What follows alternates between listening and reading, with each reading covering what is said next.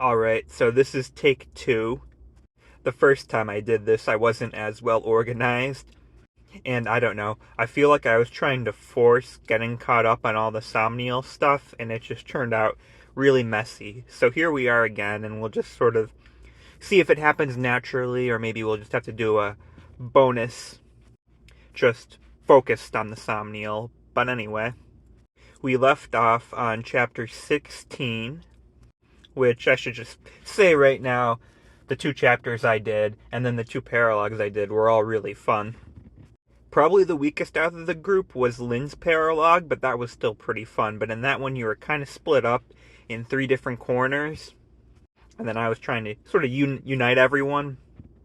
And I don't know, that can be a little nerve-wracking, and I just wasn't as comfortable having my team split up kind of thin that way, but it worked out fine, and it was a fair chapter.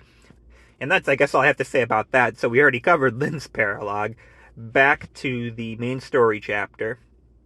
It had a gimmick that I think we've seen before, where I think it was every 2 turns, there would be water levels rising and falling, and if it was risen, it was going to restrict your movement. So it was good. It wasn't, too much, but it was still something that had you thinking. The next story chapter didn't really have any gimmicks, but it was still kind of just a big...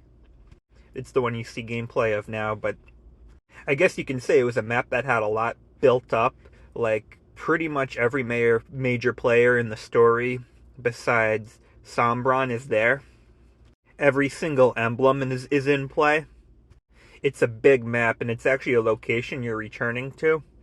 I think it's a completely different map. Maybe I'm wrong. Maybe it's just stretched out and just bigger from the first time you were there, or maybe they sort of flipped it in another direction. But either way, it's hard to tell. And yeah, it was just a normal map, a lot of fun like usual. And then there was not Lucina, we already did that one, but Ike. I actually did play a little Path of Radiance, and I think it's based on one of the earlier chapters I actually did. But things started off where you're on the defensive. You're just kind of in the middle of the map, and you have a bunch of people charging you from all different directions, so you really can't advance under normal circumstances. And then Ike comes, and I completely forgot that he can just obliterate like debris and just stuff blocking movement that's breakable, and then he just completely wiped out the wall behind where I was sort of defending, which left everyone out in the open, which was fun to deal with. Yeah, also a little nerve-wracking because I just forgot and wasn't expecting it. Also, for the Paralogues, I've been doing them with my B team, so they don't have the best weapons, and some of them had to play a little catch-up, so I think that made the maps a little harder to begin with as well. But it worked out, and hopefully it continues to do so, and I think it does kind of help that I see the next Paralogues, and there's a couple that are the same level, so that might help get some of those units caught up even more. But yeah, I was able to get Fram on that B team just through healing. I changed Lapis's class to a Great Knight, so she's on that team now as well. I sort of left the requirement. Unfortunately, I couldn't get Louise or Eddie on that team, but you can hit like 85 on just your general ranking after a promotion, then I considered you good to go for that team. Saline was another one I kind of had to just lay back, use Thunder, get a couple more levels, and then she was good to go too. I finally figured out how to reclass also. I think I, in the past, was saying how I really wasn't sure what was going on with it. It's not as bad as it seems. You essentially have to build, at least in the cases I've done, a level 6 bond with the emblem that has that weapon proficiency, and then you get it, and then you can promote if you have the level and the other weapons where they need to be. And that doesn't even use up that many of the bond shards or whatever they're called. But the one thing that was a little frustrating is that I wanted to Fram, I don't remember the name of the class, but it's the one Jean and I think Pandiro is his name are.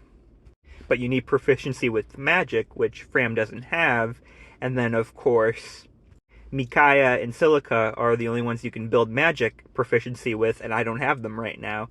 So unfortunately, I had to waste a little gold. I promoted her, and I'll have to buy a second seal when I get them back, and then, change her class again. But it is what it is. Like I said, I changed Lapis's class. I changed Kagetsu, who's a better character than I thought he would be based on the wiki article. Just more interesting, I guess. I don't know, to me he seemed very similar to Seedall, but Seedall is more of, reading tarot cards, where Kagetsu is more predicting the future, or believing he sees the future, which is just interesting and a more different take than I was expecting compared to Seedall. But I changed him and Lapis because they can only use swords. I changed him to be able to use a bow to like the Bow Knight class, and like I said, I used Great Knight for Lapis, just to add some more diversity. Also on my main team, I finally got Rosado and Goldmary, and I really enjoy both characters like I sort of thought I would. Although Goldmary is a bit different than I was expecting. When I read her, wiki description or whatever, I thought she'd be a little more like Olivia, where she's talented but kind of awkward about it. She's not awkward about it. She's sort of being modest in like a completely different way. Kind of. Like her modesty winds up having her incidentally showing off even more. So it's an interesting twist, and it's been very enjoyable, interesting character to see supports for in that. But I changed both their classes. I originally thought Goldmary was, because I thought her design looked a little similar to Chloe's, so I thought she was a Pegasus Knight or whatever, but she wasn't. But since I kind of thought she was to begin with, I switched her to that class, and I switched Rosado, I believe, also to a Great Knight. One thing I kind of like, too, with Rosado and Hortensia, is that they have kind of similar personalities and interest. And obviously, Rosado is Hortensia's retainer, and I just kind of like that connection. Another group that's kind of connected is Alchrist and his retainers, because they're all pretty socially awkward, seemingly. So I enjoy those characters, and it sort of makes sense that they would sort of flock together. But they're all sort of awkward for their own different reasons. And I just like how there's that kind of connection. Like, I remember the last game that sort of had this whole retainer thing be very prominent was in Fates, and I didn't really feel that level of connection between them, I guess. I don't know, maybe it went over my head, or I just don't remember, but I sort of like seeing that this time around. I just think it's interesting to see that kind of dynamic play out. But yeah, a few other things to note. I don't know about anyone else with Fogado, but he is either the luckiest or unluckiest unit in my army. It's never anything in between. He always either crits or gets critted, or avoids when you wouldn't think he would. Like, it's just very weird. Also, another miscellaneous thing I want to make note of is that I like the dance animation that they have in this game. It's just kind of very quick and fluid, and I feel like it meshes better with just all the other animations for the combat and other battle actions. Besides that, I wanted to also mention Fire Emblem Heroes a little bit, because I think we're probably due for our second Engage banner really soon. I'm assuming it's a Brodia banner. Or at least I'm hoping they just sort of do them all in a row. I don't want to wait till like the end of the year to have, characters from all the different nations and heroes, but I just thought I would throw out a prediction on it. I think we're going to get the Lords. I think we're going to get Male Alir, who we don't have yet. Also, in getting the Brodia Lords, I'm really excited to get Alchrist in the game. One of my favorite characters in this one. Besides that, I'm keeping my fingers crossed for Yunaka. I think she's got a decent shot, though. She seems to be a pretty popular character. And she's obviously most connected to Brodia. I feel like either her or Alir would be the grand hero battle. Although I'm leaning towards it being Alir. I'm a little surprised we haven't gotten a free Alir yet, because I know they sort of had a promo with Byleth when Three Houses came out.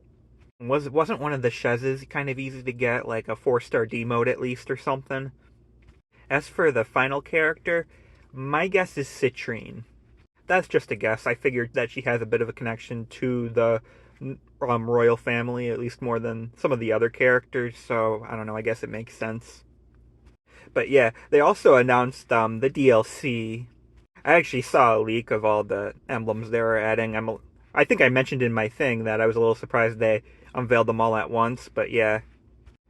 I'll dive more into that at a later point. It is exciting to get a little bit of a sneak peek of the story, and I am a little like I did go to the fall, not the fall Xenologue. That's the new thing that's not out yet, but the Divine Paralogues or whatever. And I am a little disappointed that they make you do the Tiki one before you can access any of the others. I hope you don't have to do them in order. Like I can just go and get like Hector if I wanted, and not have to go through Camilla and Soren if I didn't want to, after already having to go through Tiki.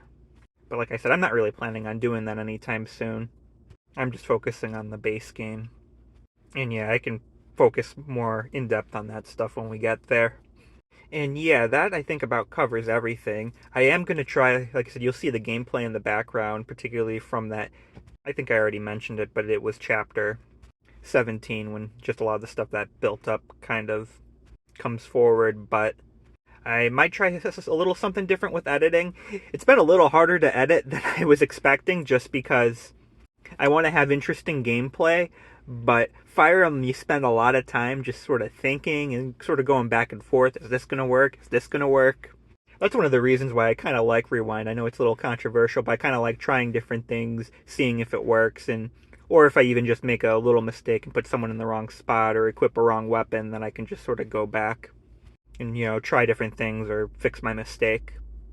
But yeah, I might try to sort of cut it around some of the bigger enemies I faced rather than just kind of going towards the end of the mission and just do a straight shot. So we'll see if I do that and how it goes, I guess, and whether it gets stuck with for next time.